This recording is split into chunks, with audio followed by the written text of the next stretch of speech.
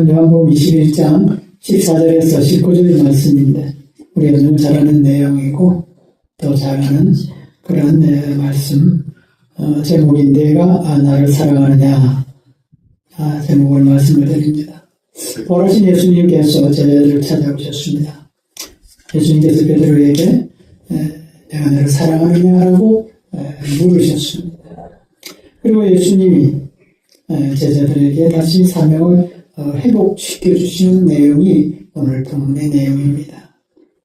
예수님의 제자들은 3년 동안 예수님을 따라다니면서 복음을 전했습니다. 대단히 즐겁고 아마 신났을 거예요. 그렇지 않겠어요? 병자도 고치고 또 귀신도 쫓아내고 그런 모습을 스승의 그런 모습을 보고 따라다니면서 얼마나 열심히 일을 했겠습니까? 그런데 예수님이 십자가에 못 박혀 돌아가시는 거예요. 그 후에 제자들은 그 유대 종교 지도자들의 그 위협, 그들의 그 권세에 두려운 거예요. 예수님이 있을 때는 다 커버가 됐는데 예수님이 돌아가시고 난 이후에는 자신들이 그걸 받아낼, 감당할 그런 마음이 그것이 두려웠습니다. 예수님께서 돌아가시기 전에 제자들에게 자신의 부활에 대해서 말씀을 하시면서 다시 갈릴리에서 너희를 다시 내가 만나겠다 그렇게 말씀을 하셨어요. 제자들이 갈릴리로 갑니다. 제자들 갔지만은 예수님을 금방 못 만난 거예요. 그러니까 예수님이 제자가 되기 전에 했던 직업이 뭐냐면 대부분 갈릴리 어부였어요. 베드로가 난 고기 잡으러 가야 되겠다. 예수님도 못 만나고 그냥 있기도 무료할 수 있잖아요. 그러니까 다른 제자들도 우리도 같이 가자. 그래가지고 전부 고기 잡으러 갔습니다. 요한복음 21장의 1절 말씀에 보면 그 후에 예수께서 디베랴 호수에서 또 제자들에게 자기를 나타내셨으니 나타내신 일이 이러하니라 하고 요한복음 21장이 시작이 됩니다. 부활하신 예수님께서 제자들을 찾아오신 거예요. 어디로? 갈릴리로. 예수님께서 이른 새벽에 디베랴 바다라고 되어 있으면 갈릴리와 같은 곳이에요. 갈릴리 바다에 나타나셨습니다. 제자들은 밤새도록 고기를 잡았으나 새벽이 될 때까지 한 마리도 못 잡았습니다. 예수님께서 제자들이 고기를 한 마리도 못 잡았다는 것을 이미 알고 계시는 거예요. 그래서 예수님이 말씀하십니다. 고기 못 잡았지. 그물을 배 오른편에 던져라. 그래야만 많이 잡을 것이다. 근데 놀라운 건요. 밤새도록 고기를 못 잡았던 제자들이 또 그물을 던집니다. 그런데 많은 고기가 그물에 걸렸던 거예요. 아마 큰 충격이었을 거예요. 제자들이 갈릴리 바다에서 고기 잡는 그 현장까지 예수님이 찾아오신 거예요. 그리고 말씀하신 거예요. 잡힌 고기가 너무 많아가지고 그 고기를 그물을 배에 끌어올리지를 못하고 그냥 그대로 긁고 바닷가로 나옵니다. 아마 제자들의 옷은 물에 젖었을 거예요. 그 당시 배가 요사이처럼 큰 고기배도 아니고 조그만 고기배예요. 그들 몸이 지쳤을 것이고 배도 고팠을 거예요. 저녁부터 밤새도록 고기를 잡으려고 애를 썼으니까요. 근데 놀라운 것은 바닷가에 나와보니까 예수님이 숯불을 펴놓고 그리고 떡과 생선을 구워 놓았습니다. 숯불 생선구이의 원조가 예수님이에요. 피곤하고 지친 제자들 입장에서는 참 이 상황이 얼마나 감격이었겠습니까? 예수님께서 배고프지? 와서 아침 먹어라. 지치고 배고픈 제자들을 위해서 예수님께서 이렇게 준비해 놓으신 거예요. 그런데 중요한 거예요. 21장 13절에 보면 성경은 이렇게 기록합니다. 예수께서 가셔서 떡을 가져다가 그들에게 주시고 생선도 그와 같이 하시니라. 여러분, 이 말씀이 얼마나 중요한지를 여러분이 느끼십니까? 다 준비를 해놨어요. 그럼 어떻게 하면 되죠? 얘들아, 내가 다 생선 구워놨다. 갖다 먹어라. 그럴 수 있잖아요. 그런데 그렇게 하지 않았어요. 너희가 갖다 먹으라고 하지 않고 예수께서 가셔서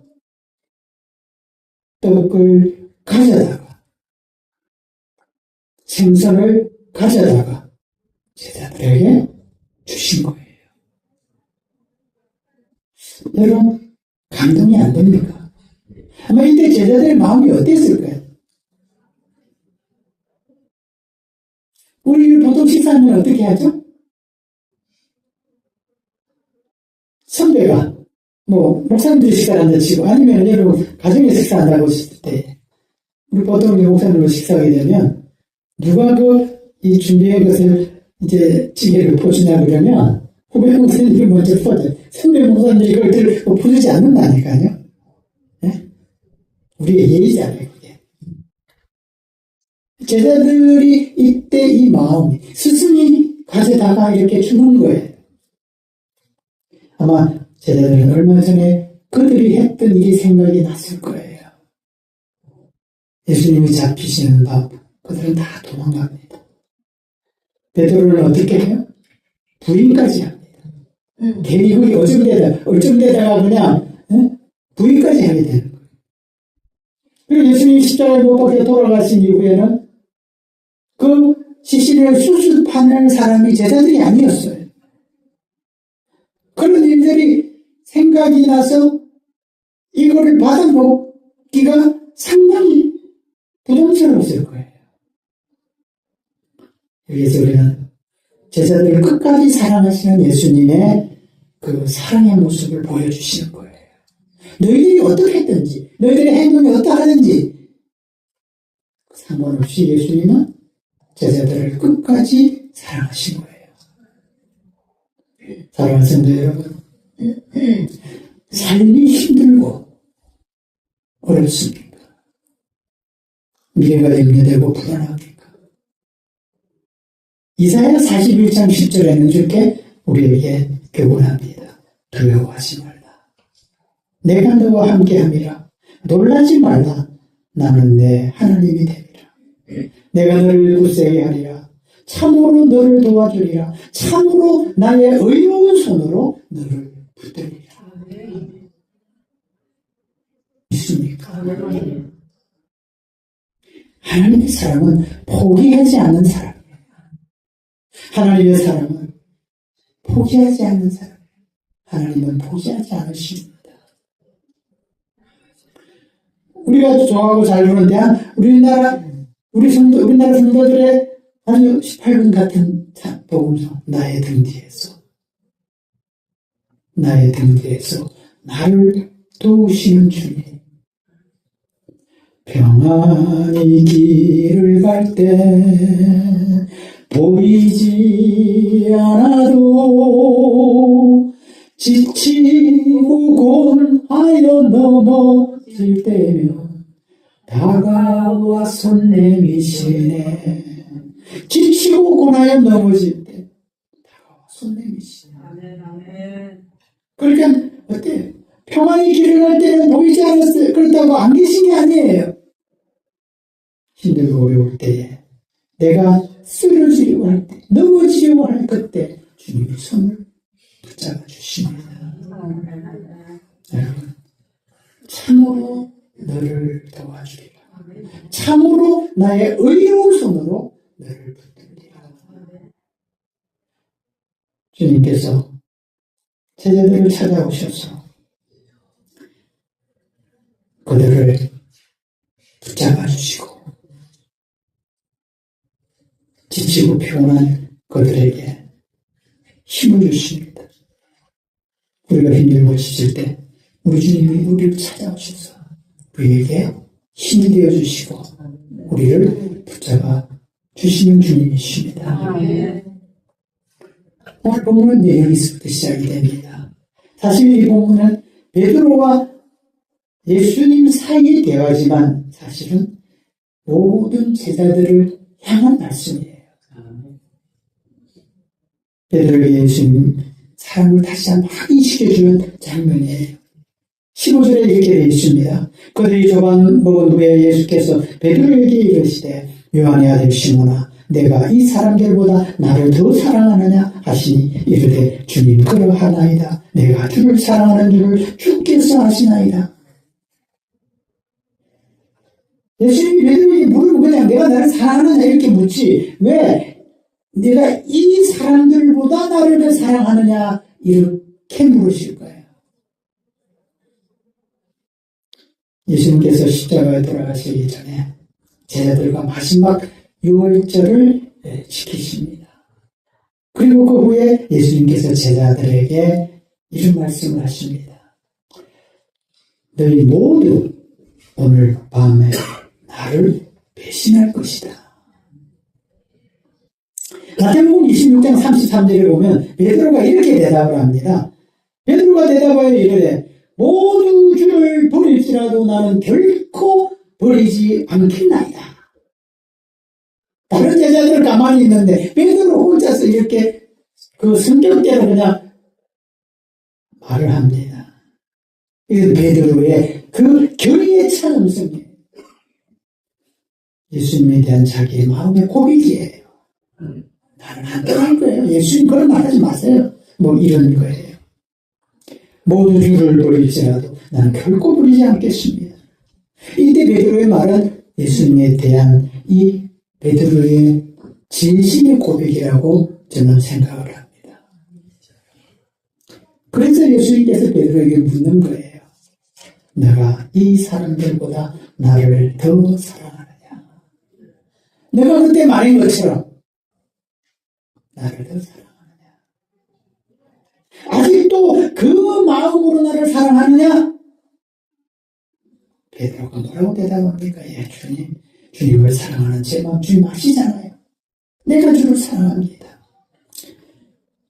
이 말은 베드로, 주님에 대한 그 미안함, 내가 여전히 주님을 사랑한다는 그 베드로의 마음을 표현한 것이라고 생각이 됩니다. 베드로에게는 자신이 주님을 모른다고 부인했던 그 죄의식, 그리고 미안함, 그 절망감, 이런 게 늘 마음에 있었을 거예요. 예수님께서는 베드로의 이런 마음을 아시고 이 마음을 회복시켜 주기를 원하셨던 거예요. 그 마음을 가지고는 주의 사명을 감당할 수가 없은 거예요. 그래서 주님께서는 지금도 내가 너를 사랑한다 라고 베드로에게 확인시켜주는 겁니다. 그래서 두 번째 다시 주님이 말합니다. 한 번 말하고 끝냈으면 좋겠는데 또 말합니다. 16절에 요한의 아들 시몬아 내가 나를 사랑하느냐 하시니 이르되 주여 그러하이다. 내가 주를 사랑하는 줄을 주께서 아시나이다. 그런데 중요한 것은 무슨 말이 빠져 있습니까? 이 사람들보다 하는 말을 안 하는 거예요. 확인된 거예요. 인정하는 거예요. 너가 나를 사랑하냐고 묻습니다. 그런데 여러분 우리나라 말의 사랑이라는 것은 그냥 사랑이라고 하는 말 하나밖에 없어요. 그런데 헬라어는 굉장히 단어가 달라요. 예수님께서 너가 나를 사랑하느냐라고 첫 번째, 두 번째 물을 때는 아가파오라고 하는 단어를 썼어요. 그 말은 뭐냐면 거룩하고 희생적인 사랑의 의미예요. 그런데 베드로는 두 번 다 계속 필레오라는 단어로 사랑한다고 말하는 거예요. 이 말은 무슨 말이냐면 인간적인 친밀감의 사랑이에요. 그래서 예수님께서 세 번째 또 묻는 거예요. 17절에 세 번째 이르되 요한의 아들 시몬아 내가 나를 사랑하느냐 하시니 주께서 세 번째 내가 나를 사랑하느냐 하심으로 베드로가 근심하여 이르되 주님 모든 것을 아시오매 내가 주를 사랑하는 줄을 주께서 아시나이다. 여러분 이 베드로와 예수님과의 대화 속에 이 조금씩의 이 미묘한 차이 변화를 우리가 느껴야 돼요. 세 번째, 주님께서 베드로에게 하는 이 사랑의 질문은 필리오라는 단어를 써요. 이제까지 베드로가 썼던 말을 예수님이 하는 거예요. 예수님께서 베드로의 그 친밀한 사랑을 확인하고자 다시 필리오라는 말을 쓰는 거예요. 그때 베드로는 사람이야 이렇게 말할 수도 있었을 텐데 성경은 뭐라고 되어 있냐 그러면 베드로가 근심하여 이 말이 추가가 됩니다. 여러분 베드로가 근심하여 주님 모든 것을 아시오매라고 하는 말을 추가하는 거예요. 그냥 내가 주를 사랑을 주께서 아십니다라고 말하지 않고 말을 덧붙이는 거예요. 이 근심하여라고 하는 말은 괴로워하다는 그런 의미예요. 아마 이때 베드로는 심각한 표정을 지었을 거예요. 진지하게 주님 앞에 대답하는 그런 모습이었을 겁니다. 세 번 반복해서 나를 사랑하느냐라고 하는 이 주님의 질문을 베드로가 들었을 때에 자기가 세 번이나 예수님을 모른다고 부인했던 이 자기의 모습이 아주 그냥 막 자기의 어떤 그 모든 생각과 마음을 막 사로잡았을 거예요. 그래서 근심이 되는 거예요. 내가 왜 그때 그렇게 그냥 멍청하게 거짓을 했을까? 응? 내가 왜 모른다고 그랬을까? 그래서 베드로가 뭐라고 말합니까? 주님 모든 것을 아시오매. 예수님이 자신의 모든 것을 아신다고 베드로가 고백할 수밖에 없는 거예요. 자기의 연약함, 자기의 그 아픈 상처, 그 고통스러운 그 흉작, 모든 것을 아시는 주님, 내가 주를 사랑하는 줄 주께서 아시지 않습니까? 예수님은 베드로에게 세 번이나 나를 사랑하냐고 물으신 이유가 뭐냐면 베드로가 세 번이나 부인했기 때문에 베드로의 그 아픈 마음을 회복시켜 주시려고 세 번이나 베드로에게 물으시는 거예요. 베드로가 예수님을 부인하고 베드로가 그렇게 자신의 그 행동을 부끄럽게 느끼고 있는 그 베드로에게 예수님은 내가 너를 사랑한다는 것을 확인시켜주는 거예요. 너의 그 세 번의 부인이 별것으로 그렇게 그냥 붙잡고 그냥 끙끙거리지 않아도 돼요. 내가 너를 사랑해. 여러분 잠언 10장 12절에 보면 미움은 다툼을 일으켜도 사랑은 모든 허물을 가리느니라. 사랑은 모든 허물을 가리느니라. 여러분 사랑은 죄 자체를 용서하게 하는 거예요. 사랑은 죄를 돕는 겁니다. 예수님은 베드로에게 너 왜 나를 부인했느냐? 왜 너가 끝까지 자기는 주님을 따른다고 고백했는데 너 그렇게 나한테 말하지 않았느냐? 근데 왜 도망갔느냐? 그렇게 묻지 않습니다. 하나님의 사랑은 과거를 묻지 않습니다. 하나님의 사랑은 너가 지금 나를 사랑하는 지금 사랑하느냐만 묻는 거예요. 나는 지금도 너를 사랑한다. 너도 지금 나를 사랑하느냐? 주님에 대한 사랑을 회복시켜 주시면서 예수님께서 다시 한번 베드로의 그 사랑을 고백하게 하시는 겁니다. 사랑하는 성도 여러분, 우리가 신앙생활 하면서 주의를 하면서 체험을 받고 잘하고 싶은데 잘하지 못하는 일들이 있을 수 있어요. 과거의 실패 때문에 그냥 주저앉고 싶을 수도 있어요. 열심히 하고 싶지만 마음이 식어서 습관적인 형식적인 예배자로 참석할 수도 있어요. 봉사할 수 있어요.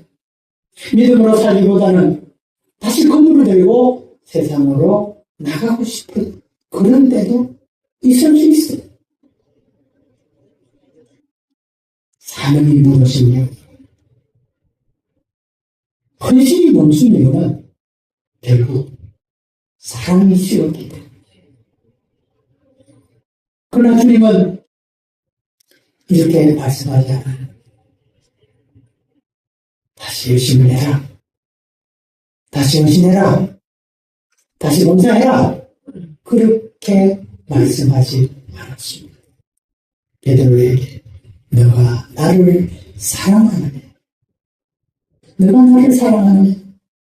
이 말은 주님을 향한 너의 사랑이 회복되기를 원한다는 주님의 마음이에요. 나는 너를 사랑한다.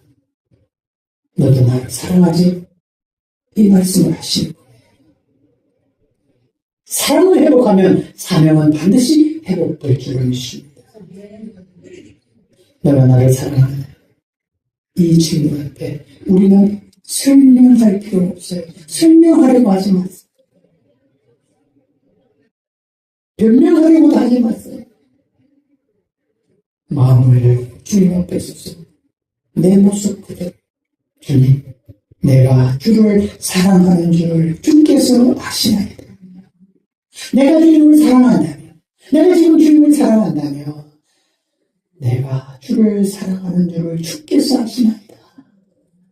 비록 주님 마음에 흡족하지는 못하더라도 내가 내 모습이 내 마음에도 흡족하지 않은데 주님 마음에 흡족하지 않을 것 당연하지만 그래도 나는 주님을 사랑합니다.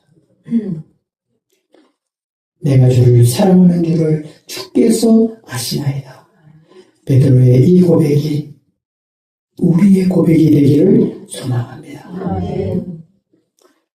예수님이 베드로의 사명을 확인시켜줍니다. 예수님은 베드로의 고백을 들은 이후에 끝나지 않고 다시 사명을 확인시켜 주셨습니다.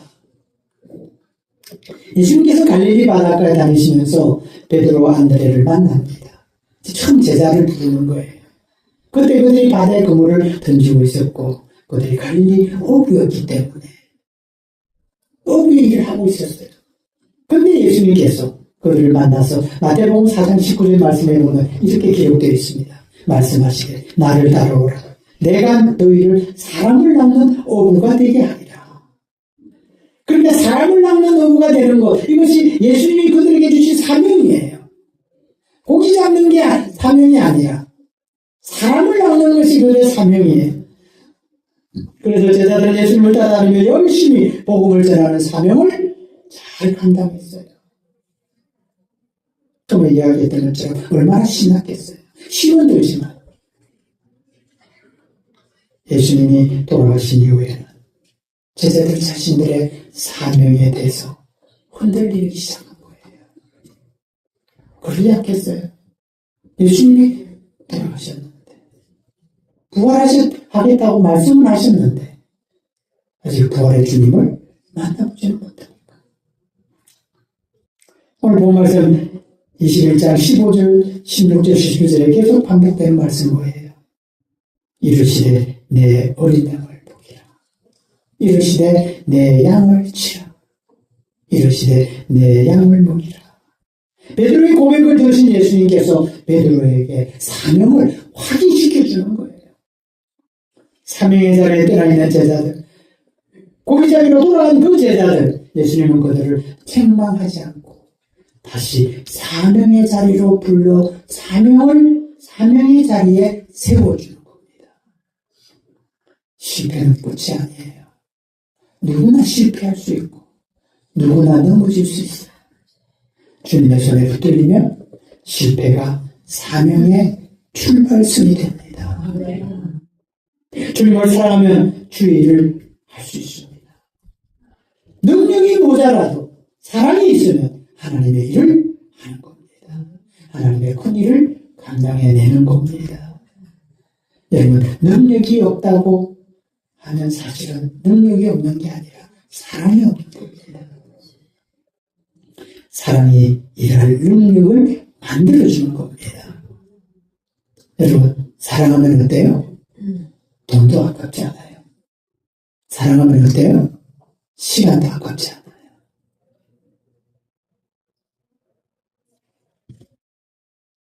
바쁜 중에도 시간을 내고 힘들어도 하는 거예요. 세상에도 그래요. 인간관계도 그래요. 하나님의 일도 마찬가지입니다. 주님께 순종하기를 원하지만 하지 못하는 안타까움이 있을 수 있어요. 주님을 사랑하는데도 다른 길로 빠지는 나의 모습, 그럴 수 있어요. 주님을 따르기를 원하면서도 그렇지 못한 나의 모습을 보며 실망할 수도 있어요. 그래서 주님의 일 나는 아무래도 못할 것 같아. 그렇게 말을 할 수 있어요. 그런데 꼭 기억하십시오. 주님이 원하는 것은 완벽한 사람이 아니에요. 주님이 원하는 것은 실수 없는 제자가 아니에요. 주님을 사랑하는 사람입니다. 우리 한번 같이 해볼까요? 주님을 사랑하는 사람이다. 사랑이 없는 사명은 의무예요. 사랑이 없는 봉사는 짐이에요. 사랑이 없는 신앙은 쉽게 지칩니다. 예수님은 먼저 사명을 맡기시지 않고 먼저 사랑을 회복시켜 주십니다. 그리고 사랑이 회복됐을 때 주님은 주님의 일을 하라고 우리를 세우십니다. 서울에서 제가 부목사로 섬기다가 대전에 내려와서 제자교회를 섬기는데 목회자들이 대부분 다 그렇겠습니다만 처음 받는 목회를 하면 여러 가지 그냥 좀 어렵고 또 힘들고 또 예기치 않은 이렇게 복잡한 마음과 생각들이 많이 생깁니다. 그래서 제가 서울 경기도 강남 금식 기도원에 갔어요. 가서 열흘을 금식을 하는 중에 내가 나를 사랑하느냐라고 하는 말씀을 듣습니다. 너가 목회하는 게 주의를 하는 게 내가 나를 사랑하기 때문에 하느냐. 그리고 주님께서 내가 너를 사랑한다라고 말씀해 주신 거예요. 그 후에 하나님의 은혜 가운데 30년을 제자교회를 섬기고 은퇴를 했습니다. 내가 하는 게 아니에요. 내가 잘해서 하는 게 아니에요. 내가 주님을 사랑하기 때문에 주님을 사랑하는 마음이 주의 일을 하는 겁니다. 사랑하는 성도 여러분, 우리 주님은 우리에게 묻습니다. 내가 나를 사랑하느냐? 부활하신 주님께서 제자들을 찾아오셨습니다. 베드로에게 주님이 말씀하십니다. 내가 나를 사랑하느냐? 사랑은 무엇입니다. 그리고 사랑을 확인하고는 제자들에게 사명을 회복시켜줍니다. 내 양을 먹이라. 지금 우리 주님께서도 같이 물으십니다. 너가 나를 사랑하느냐? 이제는 우리가 대답할 시간이에요. 저와 여러분이 대답해야 할 시간이에요. 오늘 예배가 우리를 찾아오신 예수님을 만나는 예배가 되기를 축복합니다. 아멘. 오늘 이 예배가, 이 헌신 예배가 예수님의 사랑이 회복되는 그런 예배가 되기를 축복합니다. 아멘. 그리고 이 예배가 우리의 사명을 다시 붙잡는 그런 예배가 되시기를 축복합니다. 아멘. 우리 아주 찬양합니다.